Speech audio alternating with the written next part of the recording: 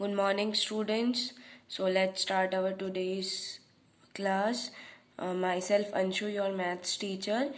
Yesterday we completed exercise 3.1. Now we are doing exercise 3.2. First of all, just doing the definition that we'll use in exercise 3.2. Okay. First है perfect number. A number for which the sum of all its factor. First of all factor क्या था हमारे पास, factor क्या कि if we divide a number by any number that remainder अगर zero आ जाए तो वो क्या हो जाता है उसका फैक्टर। मतलब कि कोई एक नंबर है उसके हमें फैक्टर निकालने, तो हम उसको क्या करेंगे, उससे स्मॉलर नंबर से डिवाइड करके देखेंगे, अगर वो रिमाइंडर जीरो आता है तो क्या हो जाता है उसका एक फैक्टर हो जाता है। ठीक है। सो परफेक्ट नंबर क्या है हमारे पास यहाँ पे, a number for which the sum of all its factor. Sum मतलब क्या होता है, ऐड करने पे एक नंबर जो है उसके सारे फैक्टर्स का अगर हम सम करते हैं तो अगर वो डबल आ जाता है उसी नंबर के, ठीक है, तो उसको बोलते हैं परफेक्ट नंबर। एग्जांपल से समझते हैं। अब हमारे पास है, हम पहले निकालते हैं फैक्टर ऑफ 24, फैक्टर ऑफ 28, ठीक है, 28 के। अब फर्स्ट ऑफ ऑल 1 इंटू 28 ही होता है सबसे पहले वाला। सेकेंड, अब हम 2 से डिवाइड करके देखते हैं, अगर ये 2 से डिवाइड होता है तो इसके फैक्टर होंगे, अदरवाइज 2 इसका फैक्टर नहीं होगा। 2 से हमने डिवाइड करा, ये आ गया 14। 3 से डिवाइड करो, 3 की टेबल में 28 नहीं आता है, 3 9 27 होता है। देन 4 से करते हैं, 4 7 से कितना होता है 28। देन 6 की टेबल में नहीं आता है, 5 से डिवाइड नहीं होगा, 7 7 4 जा 28, जो कि हम ऑलरेडी लिख चुके हैं, क्योंकि देखो फैक्टर्स मतलब क्या होता है, ये भी एक फैक्टर हो गया और ये भी एक फैक्टर हो गया, तो 7 इंटू 4 को दोबारा रिपीट करने की रिक्वायरमेंट नहीं है। ठीक है। देन 6 की टेबल, सॉरी 6 तो हो चुका, 8 की टेबल में नहीं आता, 9। देन 14 होता है, 14 की टेबल में हमारे पास पहले हम 14 लिख चुके हैं और यहाँ पे ये, देन उसके बाद सीधा 28 पे होता है और 28 हम ऑलरेडी लिख चुके हैं। ठीक है।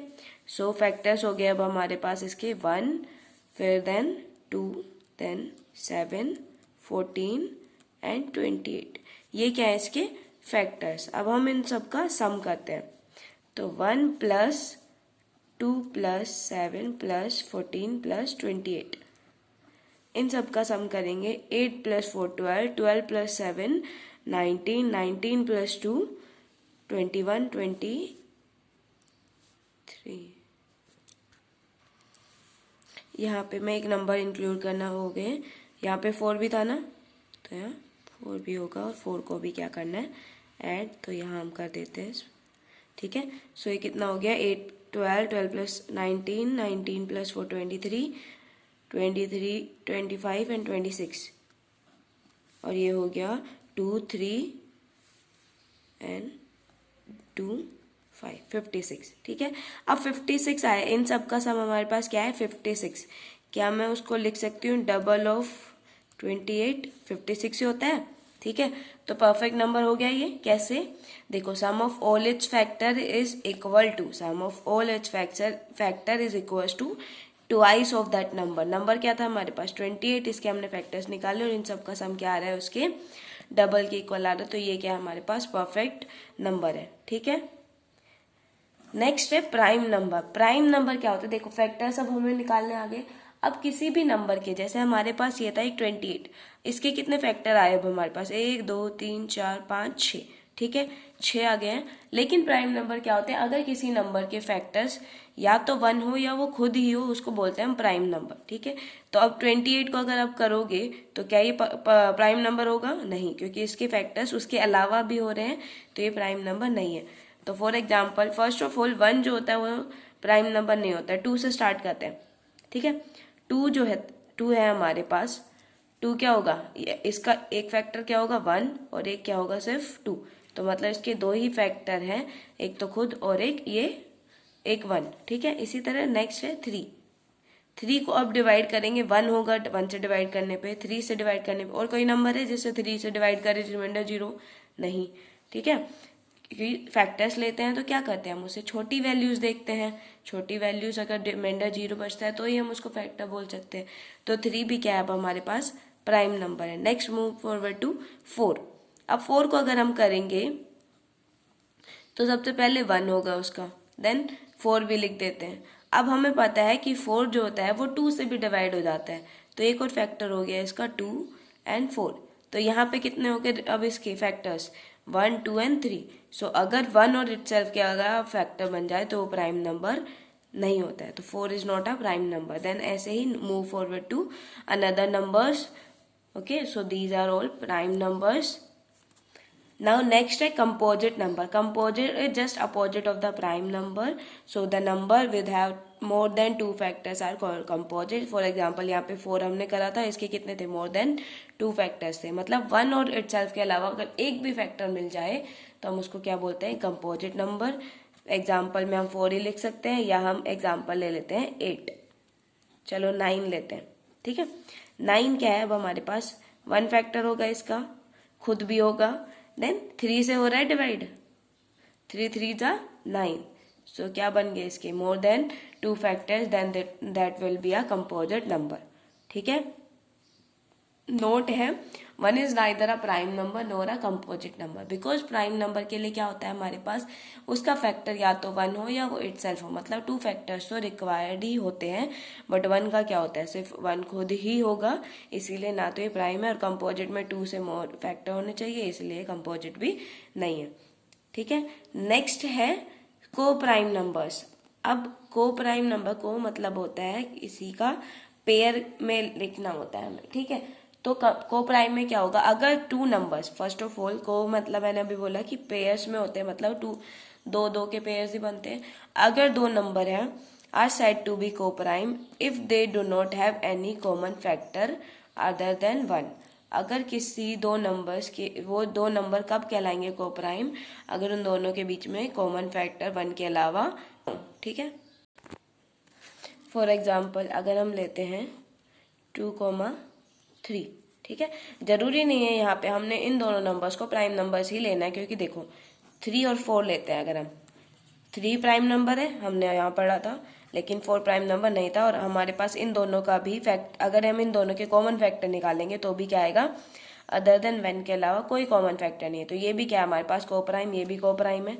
ठीक है, क्योंकि देखो यहाँ फैक्टर इसके करते हैं और इसके। अब एक एग्जाम्पल लेते हैं 16 और 23। ठीक है, 16 जो होता है हमारे पास वो 2 की टेबल्स में आते हैं, 23 जो होता है हमारे पास, अब इन दोनों में अगर आप देखोगे तो इन दोनों में कोई भी कॉमन फैक्टर नहीं है other than 1।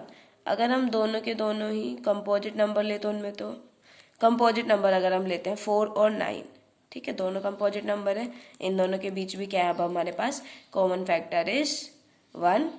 Okay, so these are all coprime numbers. Next है ट्विन प्राइम। ट्विन प्राइम में क्या होता है अब हमारे पास, if the difference between any 2 prime numbers.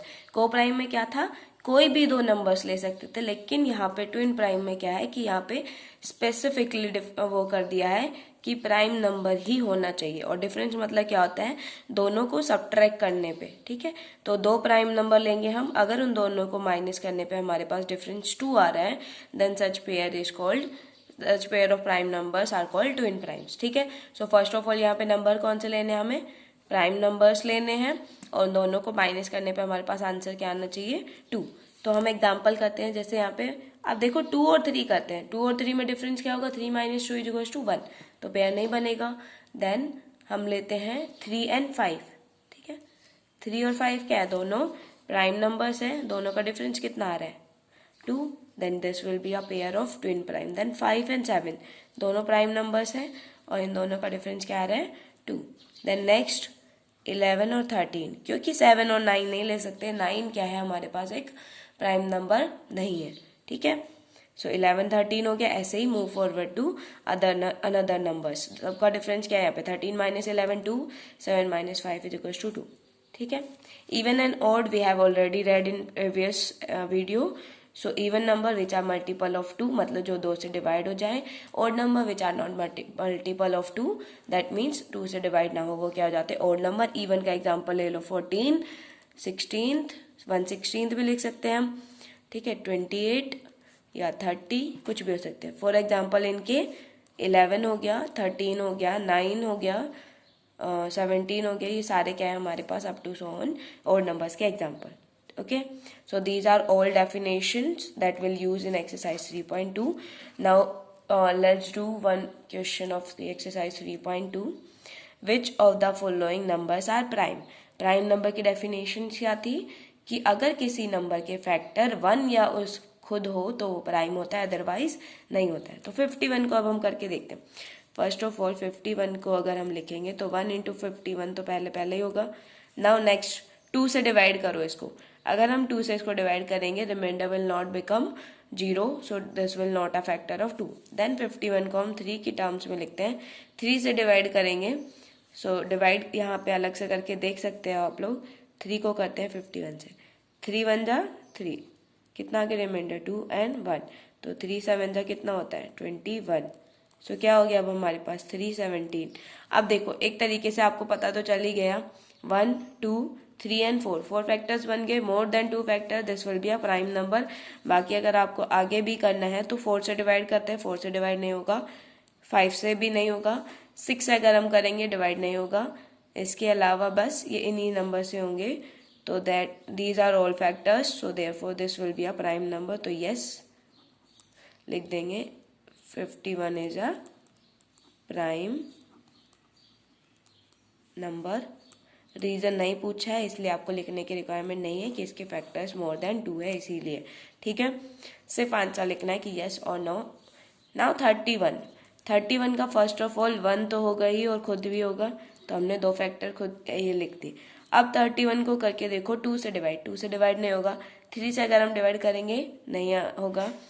इसी तरह आगे अप टू सो ऑन 31 से पहले जितने भी नंबर से आप करोगे हमेशा किसी से भी ये डिवाइड नहीं होगा 31, सो दैट विल, इसका मतलब क्या हुआ कि इसके फैक्टर से 1 और 31 ही है, तो ये प्राइम नंबर नहीं है। So no, 31 is not a prime number. ठीक है, so that is all for today. Question 1 के 2 और पार्ट्स हैं, वो हम कल करेंगे। Okay, remember you have to learn all the definitions so that you can easily understand the exercise 3.2.